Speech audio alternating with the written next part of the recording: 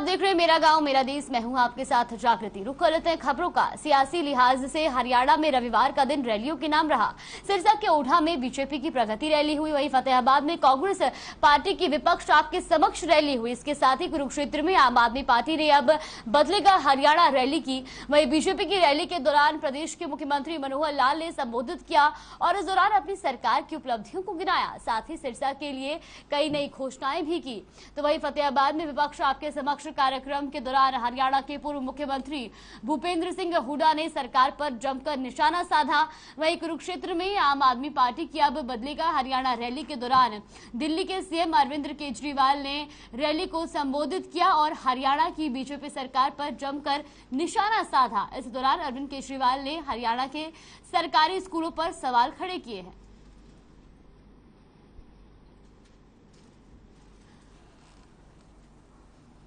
प्रदेश में ये रविवार रैलियों का रविवार रहा, जहां सिरसा, फतेहाबाद और कुरुक्षेत्र में रैली का आयोजन किया गया। तो वहीं आपको बता दें कि सिरसा में बीजेपी की प्रगति रैली का आयोजन हुआ, तो फतेहाबाद में विपक्ष आपके समक्ष कार्यक्रम का आयोजन किया गया। तो वहीं कुरुक्षेत्र में भी आम आदमी पार्टी ने अब बदलेगा हरियाणा रैली की, जिसमें दिल्ली के मुख्यमंत्री अरविंद केजरीवाल ने जनता को संबोधित किया और साथ ही साथ सरकार पर जमकर निशाना भी साधा। तो सिरसा में बीजेपी की प्रगति रैली में सीएम मनोहर लाल ने जनता को संबोधित करते हुए अपनी सरकार की उपलब्धियां गिनाई। वहीं फतेहाबाद में भी कांग्रेस की विपक्ष आपके समक्ष रैली में भूपेंद्र सिंह हुड्डा ने जमकर सरकार पर निशाना साधा। सिरसा में बीजेपी ने प्रगति रैली की, जिसमें सीएम मनोहर लाल समेत बीजेपी के दिग्गज नेता मौजूद रहे। इस दौरान सीएम ने जिले को 575 करोड़ की सौगात दी। सीएम मनोहर लाल ने रैली को संबोधित करते हुए कहा कि हमारा एक ही नारा है, हरियाणा एक, हरियाणवी एक।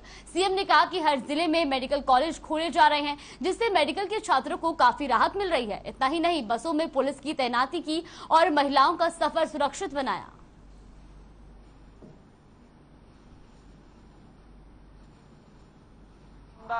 आज ही डिपार्टमेंट के लोगों ने मुझे बताया है कि साहब आपने 2676 करोड़ रुपए के काम इस जिले में कराए हैं।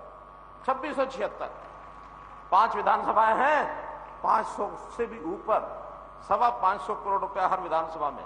और मैंने पहले साल में कहा था कि हर साल हर विधानसभा में 80 करोड़ रुपए का काम जरूर होगा, तो 7 साल में 560 करोड़ रुपया बनता है। मैंने उसको पूरा किया। प्रदेश में सड़कों का जाल बिछाया। 17 नए जो राष्ट्रीय राजमार्ग यानी नेशनल हाईवे, ये 17 मंजूर कराए हैं, 6 कंप्लीट हो गए, 11 पर काम चल रहा है। और इस प्रकार का नेशनल हाईवे आपने देखा है, ये जो दिल्ली का नेशनल हाईवे आपके सिरसा से निकल करके डबवाली जाता है, कोई समय था 8 घंटे लगते थे, और आज डबवाली के लोग दिल्ली जाने के लिए मात्र मैं समझता हूं 4.5 घंटे में पहुंच जाते हैं। कुछ लोग तो अच्छी स्पीड वाले 4 घंटे में पहुंच जाते हैं। तो इस रात आज पूरे जिले में हम लोगों ने 80 सड़कें मंजूर की हैं। 80 सड़कों में लगभग 87 करोड़ रुपया उसके ऊपर खर्च होगा, जो मार्केटिंग बोर्ड की, पीडब्ल्यूडी की अलग है। तो इसलिए आने जाने का जो राहत है वो सारी हमको कैसे मिले, इस काम को हम पूरा कर रहे हैं। पहले चरण में शहरों के अंदर जितने फाटक हैं सबके ऊपर आरओबी या आरयूबी ये हम बनाएंगे। और इसमें अभी मेरे सामने सिर्फ 2 फाटक सिरसा जिले के ध्यान, सिरसा नगर के ध्यान में आए हैं। तो मैं घोषणा करता हूं, उन दोनों फाटक के आरयूबी या आरओबी, या तो ऊपर का पुल नहीं तो नीचे से जाने का रास्ता, दोनों फाटक खत्म कर देंगे। ये सिरसा नगर के लिए मैं घोषणा कर रहा हूं। आज जिलों में मेडिकल कॉलेज की घोषणा हो गई है। आपका सिरसा जिला, इसके लिए भी जमीन हमने तय कर ली है कि उस जमीन के ऊपर सिरसा में मेडिकल कॉलेज नया बनेगा, और इस नाते से कोई जिला वैसा नहीं बचेगा जिसमें मेडिकल कॉलेज नहीं होगा। और इसका परिणाम ये है, 2014 में जब सरकार संभाली, उस समय सभी मेडिकल कॉलेज में 750 सीटें थी एमबीबीएस की। इस समय आज 7 साल के बाद वो सीटें बढ़कर के 1650 हो गई हैं, 900 सीटें बढ़ गई हैं। और जैसे सब जिलों के मेडिकल कॉलेज आने वाले 2, 3, 4 साल में पूरे हो जाएंगे, कोई 2 साल में, कोई 3 साल में जब पूरा हो जाएगा, और जब सब कॉलेजेस के अंदर मेडिकल कॉलेज में एमबीबीएस की सीटें होंगी वो 2900 सीटें हो जाएंगी, 2900 सीटें। और मित्रों, हर साल जब 2900 डॉक्टर बनेंगे, कोई आपका पीएचसी, डिस्पेंसरी, सीएचसी, अस्पताल कोई नहीं बचेगा जहां डॉक्टर की कमी होगी। इस 2 साल के अंदर हमने सिरसा जिले में भी 3 नए गवर्नमेंट कॉलेज ये खोले हैं, 1-2 स्थान बचे हैं, इस साल के अंदर वो भी पूरा कर देंगे। कोई आपका स्थान ऐसा नहीं बचेगा जो 20 किलोमीटर के अंदर कॉलेज ना हो। 20 किलोमीटर के अंदर पूरे प्रदेश में हमने पिछले दिनों के अंदर लगभग 100 से ऊपर कॉलेज खोले हैं, जिसके अंदर आधे से ज्यादा लड़कियों के लिए हैं। कुरुक्षेत्र में आम आदमी पार्टी ने रैली का आयोजन किया, जिसमें दिल्ली के सीएम और आप के संयोजक अरविंद केजरीवाल, प्रदेश प्रभारी संजय गुप्ता और आप नेता अशोक तंवर समेत आपके कई नेता मौजूद रहे। इस दौरान अरविंद केजरीवाल ने रैली को संबोधित करते हुए जहां एक तरफ सरकार पर निशाना साधा, तो वहीं दूसरी तरफ कहा कि दिल्ली और पंजाब में भ्रष्टाचार खत्म करने के बाद अब आम आदमी पार्टी हरियाणा में भ्रष्टाचार पर लगाम लगाएगी। इनकी सरकारों से पेपर नहीं होते, इनसे स्कूल नहीं बनते, इनसे बिजली ठीक नहीं होती, इनसे अस्पताल नहीं बनते। क्यों बोझ उठा के घूम रहे हो? इनको उखाड़ के फेंको। अब ईमानदार पार्टी आ गई। इन लोगों की पार्टी में भ्रष्टाचारी नहीं बैठे। कितने भ्रष्टाचारी हैं? आज तक इन्होंने एक को भी निकाला हो भ्रष्टाचार में तो बता दो। आज तक इन्होंने एक को भी जेल भेजा हो? क्यों नहीं भेजते?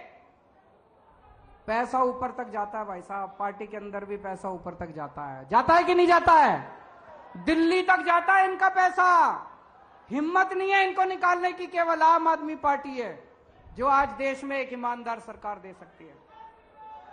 हमने दिल्ली में भ्रष्टाचार खत्म करा, पंजाब में भ्रष्टाचार खत्म करा, अब हरियाणा में भी भ्रष्टाचार खत्म करेंगे।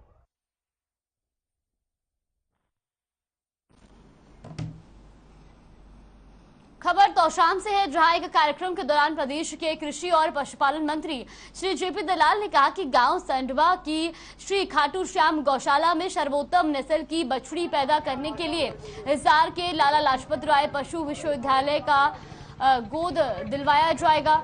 इसके अलावा इस गौशाला में गायों की सुविधा के लिए एक शेड का निर्माण करवाया जाएगा। वहीं कृषि मंत्री ने ब्राजील में डेफ ओलंपिक खेलकर लौटी एथलीट प्रियंका काली रमन को मेमंटो देकर सम्मानित किया। साथ ही 51,000 रुपए देने की घोषणा की। साथ ही 1 करोड़ रुपए की लागत से नहरों के सुधारीकरण से पानी की क्षमता बढ़ाने की बात कही। इतना ही नहीं, प्रदेश सरकार की विशेष नीति से व्यवस्था बदलने की बात की। कहा कि इस व्यवस्था में भाई भतीजावाद को कोई जगह नहीं होगी और सबका भला होगा। इस मौके पर विभिन्न विभागों के अधिकारी और कर्मचारी भी मौजूद रहे। तो तौशाम में कृषि मंत्री जेपी दलाल पहुंचे और जहां पर उन्होंने कहा कि लाला लाजपत राय विश्वविद्यालय गोद ले गौशाला, तो वही उन्होंने ये भी कहा कि श्री खाटू श्याम गौशाला को गोद लिया जाए और ओलंपिक चैंपियन को भी उन्होंने वहां पर सम्मानित किया है।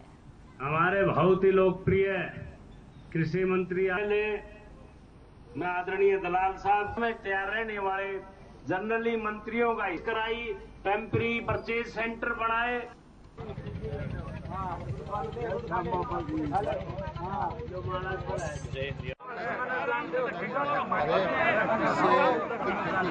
किसानों को नुकसान होगा,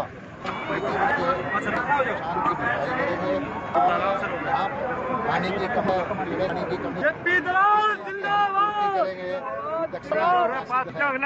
ज्यादा से ज्यादा देने की कोशिश कर रहे हैं। मनोहर जी की नीति ये है, सब जगह जहाँ जरूरत है समान बंटवारा करते हैं। मेरी पार्टी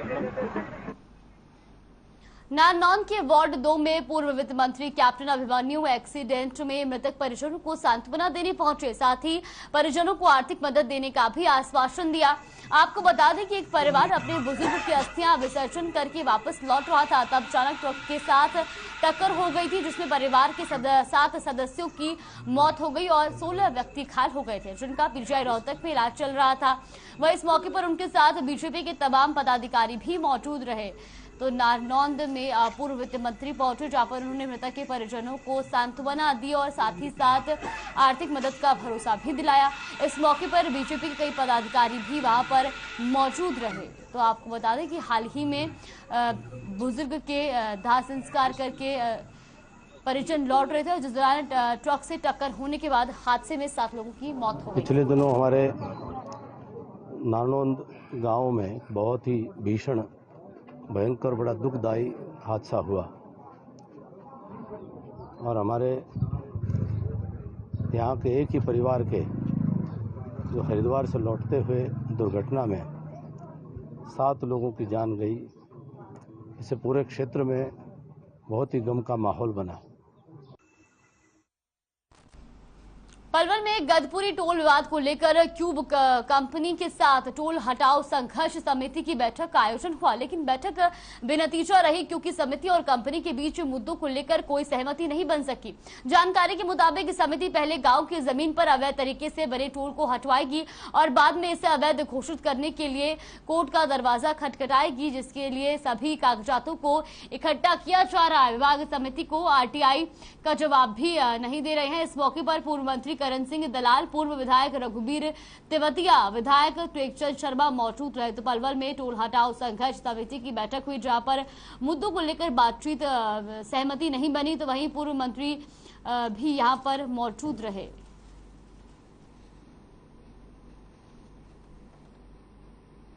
पलवल के लिए जो आपके नीचे का करोड़ रुपए में ये सारा प्रोजेक्ट खरीदा है, ये बैठक आज उनके साथ हुई है और उनको ये सारी दिक्कत बताई गई है कि एक तो ये 6 लेन प्रोजेक्ट पूरा नहीं हुआ है कानून की रूह से, ना बल्लभगढ़ के रेलवे पुल को 6 लेन का बनाया है, ना पलवल के अंदर गुजरने वाले पुल को 6 लेन का बनाया है, और जो गदपुरी गांव की पंचायत की जमीन है उस पर नाजायज कब्जा करके गैर कानूनी तरीके से क्यूब कंपनी ने टोल स्ट्रक्चर बनाए हैं। ग्रामीण लोगों को ना कोई मुआवजा दिया गया, ना उनको कोई इजाज़त ली गई, और वहाँ पर जबरन कब्जा करके जो ये एक इस इलाके को लूटने की साजिश जो ये बनी है, उसके बारे में आज पहली दफ़ा ये कंपनी हमसे यहाँ बात करने आई थी कि ये क्या मतलब इलाके के लोगों में जो नाराज़गी है वो क्या है।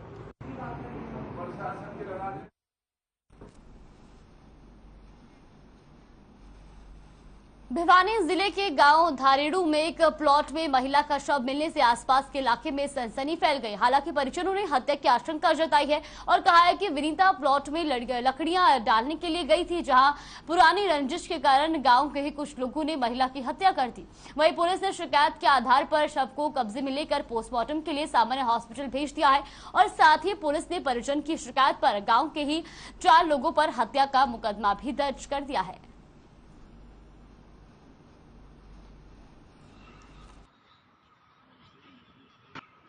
कल दोपहर को 2 बजे के करीब हमें कंट्रोल से सूचना मिली थी कि एक लेडीज़ की हत्या हो गई, जिस सूचना पर पुलिस मौके पर पहुंची, वहां जाके जांच पड़ताल की और लेडीज़ के पति के बयान पर 302 का पर्चा दर्ज कर दिया गया। तफ्तीश चल रही है। 1:30-2 बजे की बात है। मेरी मम्मी खेत से लकड़ी लेके आई थी, वो बोली बड़ाई में गिरा, इसने बड़ाई में गिरने गई, गिर के न अभी मेरी मम्मी ने सोची कई देर हो गई, मेरा ताऊ का लड़का, मेरा साड़ा, इन तो बोले भी देख क्या कदे भी दूसरा प्रेगनेंट थी भी, कदे भी चक्कर चाकर आके कितने पड़ गई हो। तो ये दोनों गए, जाके न देखा, पहले सीधे गए, जब दिखाई नहीं दी वापसी यहाँ थे, एक चप्पल उन्होंने पड़ी थी, एक उन्होंने पड़ी थी, बाड़ा में गालन का चिमटा था वो अलग पड़ा था।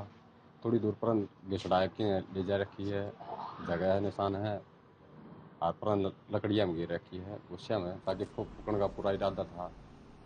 कोई ऐसी घटना घटी हुई है आज से कई साल पहले, 2011 के बाद, 2011 में और इससे पहले भी हमारे 3-4 भाई एक्सपायर हुए हैं। कोई एक्सीडेंट दिखा दिया गया और कोई रोड पे वैसे दिखा दिया है, और उनके हमने पुलिस में कई बार FIR दर्ज करवाई, उसके बारे में हमें कोई वो नहीं मिले। ये जो घटना घटी है ये मेरी भाभी है, और ये क्या नाम है, कितनी उम्र है? विनीता नाम है जिसका, और ये बाड़ा में गई थी लकड़ी डालने, और बाद में हमने वहाँ पे जाके देखा तो ये मृत मिली है।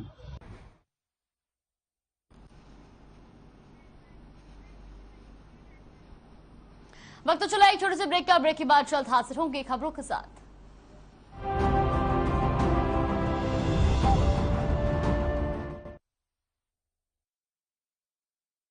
पंजाब है जसप्रीत का ठिकाना, मुंबई है आदर्श का आशियाना, केरल का गोविंदन निवासी, कोलकाता में जन्मे है काशी। हर हिंदुस्तानी की शान ARB बियरिंग्स जोड़े सारा हिंदुस्तान।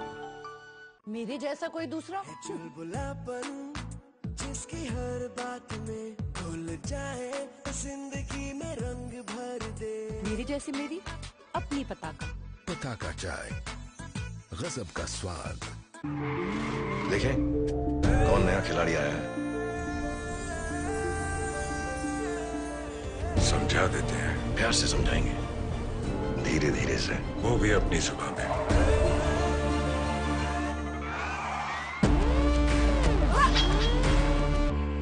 ये तो अपनी जुबान है। जुबान एक हो तो दिल भी एक होने चाहिए।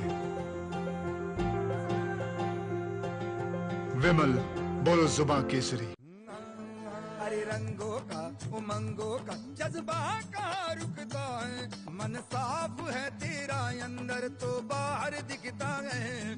जो अच्छा हो जो सच्चा हो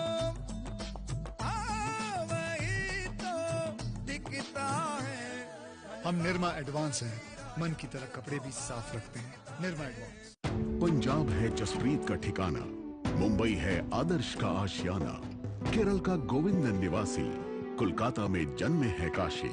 हर हिंदुस्तानी की शान ARB बियरिंग्स जोड़े सारा Hindustan. Hey mom, hey, look, I can download a song really fast. I can make dosas faster. Must be joking. Bus, 3 easy steps. Mix with water, spread batter, fry. गाना डाउनलोड हुआ? नहीं, पर तब तक मैं इडली बनाती हूँ। हमने बनाया किड्स से। पंजाब है जसप्रीत का ठिकाना, मुंबई है आदर्श का आशियाना, केरल का गोविंदन निवासी, कोलकाता में जन्मे है काशी। हर हिंदुस्तानी की शान ARB बियरिंग्स जोड़े सारा हिंदुस्तान। अरे रंगों का उमंगों का, अरे रंगों का उमंगों का जज्बा का रुकता है। मन साफ है तेरा अंदर तो बाहर दिखता है। हर रिश्ते का एहसास रखते हैं, हर घर में अपनी पहचान खास रखते हैं। हम निर्मा एडवांस हैं, मन की तरह कपड़े भी साफ रखते हैं। निर्मा एडवांस।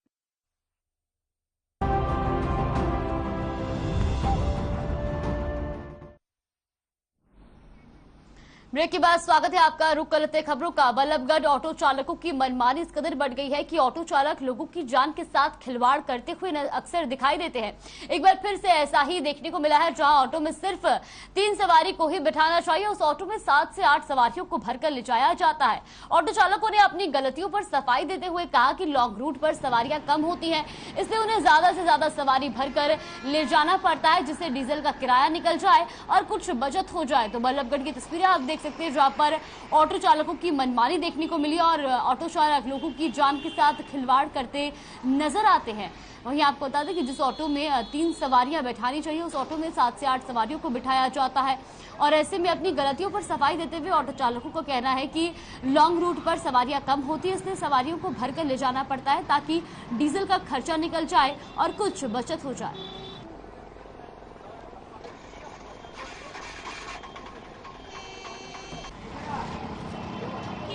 मुझे यही होती है कि अगर हम 3 सवारी ले जाएंगे तो ऑटो में सवारी की जो लिमिटेड है उतने ही बंदे बैठाने चाहिए। ज़्यादा सवारी बैठाने से एक्सीडेंट का खतरा होता है, सवारी गिरने का खतरा होता है। अगर ये नहीं मानते तो पुलिस को कार्रवाई करनी चाहिए, जिससे ये ऑटो वाले अपनी मनमानी ना करें। मुझे यही होती है कि अगर हम 3 सवारी ले जाएंगे, जहार से जाएंगे तो 30 रुपए की हो गई। 3 सवारियों में 30 रुपए का हमारा खर्चा आ गया, तो हमें कुछ ना बचा।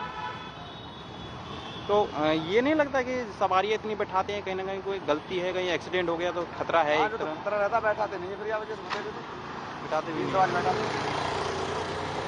आप भी टेम्पो चलाते हैं? हाँ, तो आपके टेम्पो में कितनी की सीटिंग है? सीटिंग तो 3 सवारी की है, मतलब सीट तो यहाँ पे 4 की बनवा रखी है। 4 की बनवा रखी है। तो आप कितनी सवारियाँ लेके जाते हैं आप? बस ये 5 हो जाओ 6 हो जाओ, मतलब कोशिश करते कम से कम हो जाए। 5 ले जाते हैं बस।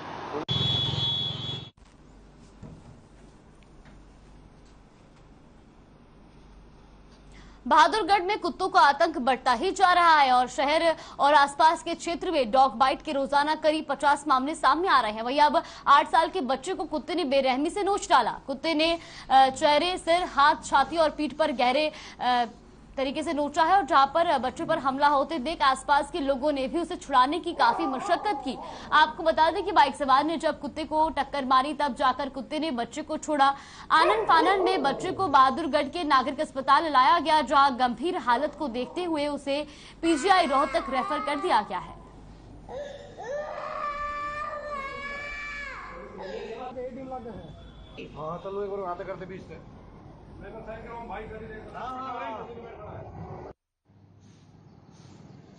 सिविल हॉस्पिटल बहादुरगढ़ के ट्रामा सेंटर में मोहिदुल करके 8 साल का बच्चा डॉग बाइट से आया था। उसको कुत्ते के काटने से काफ़ी सारी इंजरी थी, तो हमने जो है उसका प्राथमिक उपचार करके बच्चे का और पीजीआई रोहतक के लिए रेफर कर दिया है। और लगभग जो है हमारे यहाँ पर एक ड्यूटी में 3 से लेकर 4 तक पेशेंट आ रहे हैं डॉग बाइट्स के इमरजेंसी के अंदर।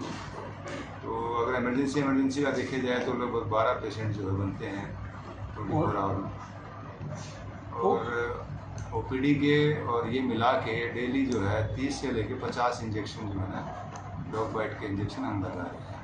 अब ये इंजेक्शन ख़त्म हो चुके हैं, कब तक आ जाएंगे, क्या रहता है? देखिए डॉग बाइट्स की जो है इंजेक्शन की चेन जो है लगातार बनी रहती है, लेकिन अगर सप्लाई में कोई प्रॉब्लम आती है, कोई दिक्कत रहती है। ये सर डॉगी ने ये साथ में जा रहे थे दोनों भाई, साथ में एक डॉगी था, उसके डॉगी ने ये पकड़ के ऐसे खींच के उसको दांत मार के वैसे काट दिया। कितना काट दिया? ये यहाँ तक इसका पूरा वो खा चुका है, ये हाथ हो गया है।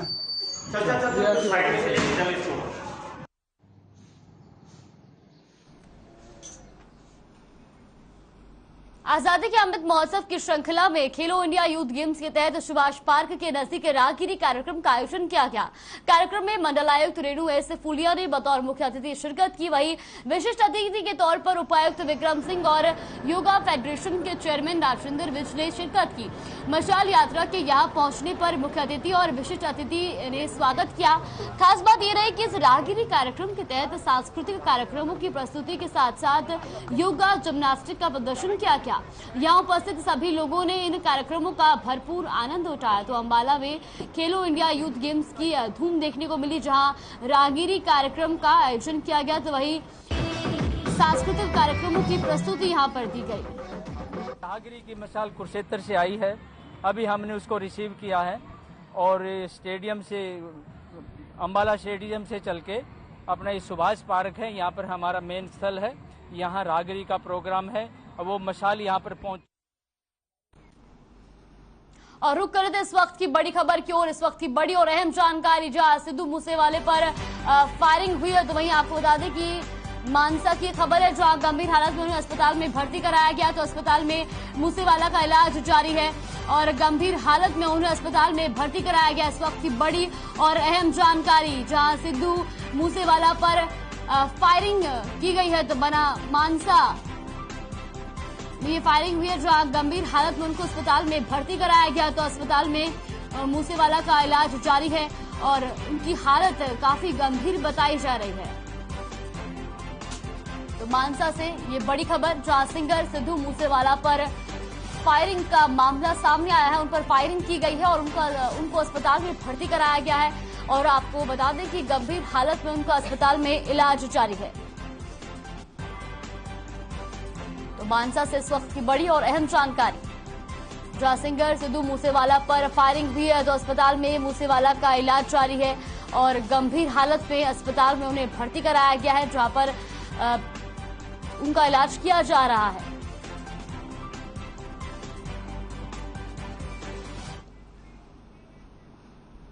फिलहाल मेरा गांव मेरा देश में बस इतना ही। आप बने रहिए हमारे साथ। नमस्कार।